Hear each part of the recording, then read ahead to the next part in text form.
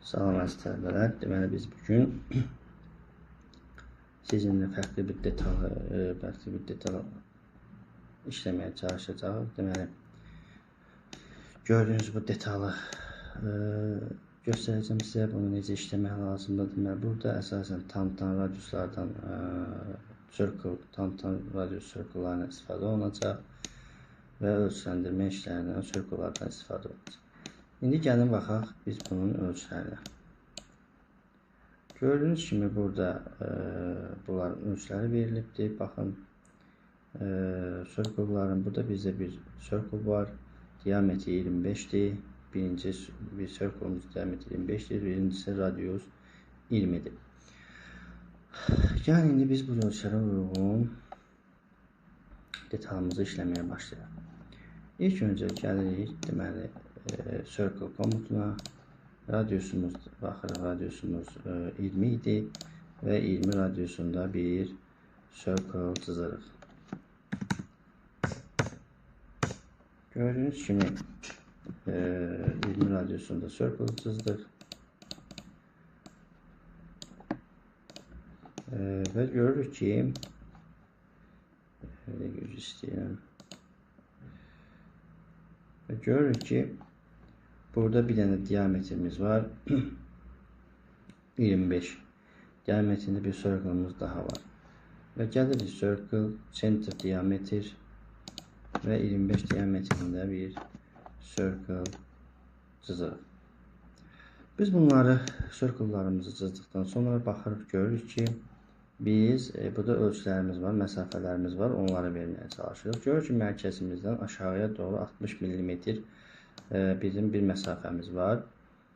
60 mm aşağı düşürük və eksen cizgilərimizi çizməyə başlayırıq line komutumuz vasitəsilə. Və çizirik demək 60 mm düşürük aşağı.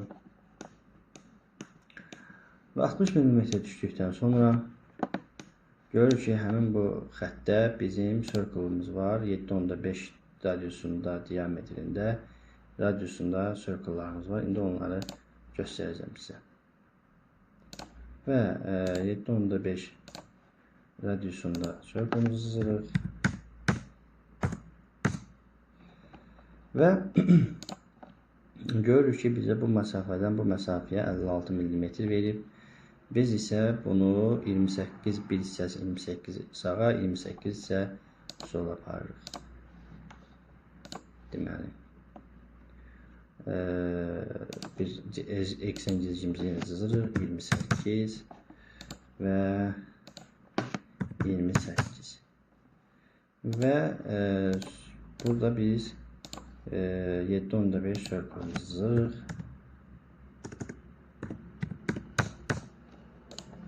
Buradan bunun deməli kopya edirəm, kopya edib sol tərəfə gətirib change edirəm. Və biz bu məsafəmizi məsafəmizi ölçsək, görək ki, həqiqətən burada 56 mm bir məsafə alındı. Və görürük ki, sonra 8 mm bizim aşağı düşübdür. Həmin bu dairədən məsafə 8 mm aşağı düşüb. Və biz move komutu vasitəsilə gördüyünüz həmin bu dairəni 8 mm aşağı salacaq. İşarələdim və 8 aşağı salıram. Həmin bu dairəmizi də 8 aşağı salıram. Və bu ölçülərimizi verdikdən sonra görürəm ki burada bizim bir diametri 20 olan bir dairəmiz daha var. İndi onu çizməyə başlayıram və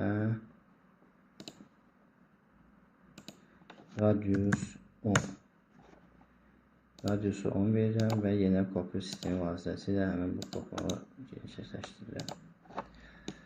Biz artıq burada deməli tam radiuslardan istifadə edə bilərik. Tam radius. Gördüyünüz bu circle komutuna gəlirik. Burada gördüyünüz kimi tam radius var. Ona girirəm və tam tan radius vurub 65 verirəm. Niyə 65 verdim? Radius gördüyünüz kimi bu radius, yəni bu hissə bizdə 65. Yəni burada dairəmiz yoxdur, circle'ımız yoxdur və buradan bizə radius 65 verib. Və mən də radius 65 verdim. Sonra isə yenə tan radius verirəm, tan radius və 42.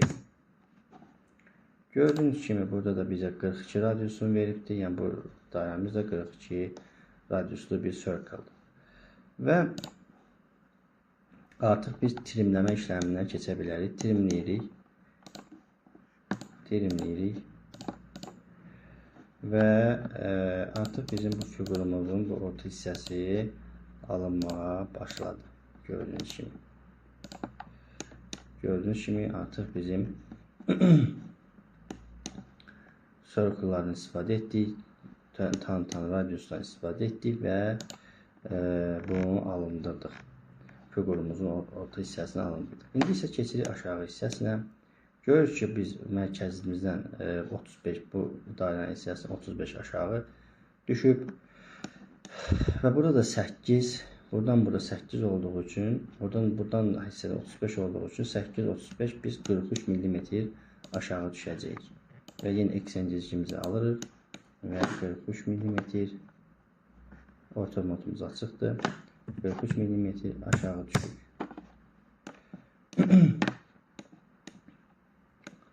Və burada da həmin bu hissənin başlıq hissəsini burada kopya edə bilərik. Kopya edək.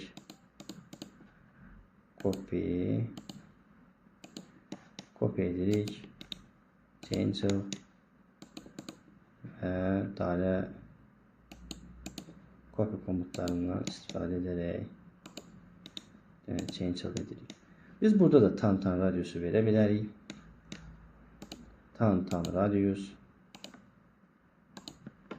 və 15 radiusu veririk. Yenə burada da tan radiusu veririk və tan radiusdan birləşdiririk həmin bu circle'ları. Və trimə keçirik, trimləyirik. Üz hissəm yanlış oldu. Deməli, trimləyirik və trimləmə işləmimizə həyata keçiririk və artıq sonlamağa doğru gedir və bu xəttdən də, gördüyünüz bu hissədən də həmin bu verəcəyimiz dairəni birləşdiririk.